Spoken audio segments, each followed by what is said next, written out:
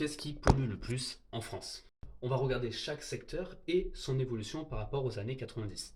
Bon, vous avez des yeux, vous savez lire, je ne vais pas vous lire tous les chiffres, mais ce qui est intéressant, c'est que tous les secteurs sont en diminution par rapport aux années 90, sauf un, le secteur du transport. Le transport, non seulement est le plus gros secteur de pollution en France, et en plus, il y a eu zéro évolution avec les années 90. Ça veut dire qu'il n'y a rien qui a changé. Alors oui, on peut se dire qu'individuellement, il y a eu quand même une augmentation des, par exemple, voitures électriques sur le sol français, mais c'est clairement pas suffisant.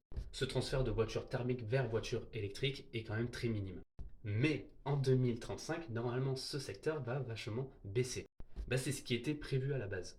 En 2035, au départ, aucune voiture thermique neuve pourrait être vendue sur le sol européen. Ça a été signé par la France, le Portugal et d'autres pays en global sur l'Union européenne. Sauf que de nombreux pays se sont mis contre cette directive parce que ça allait faire mourir le secteur automobile.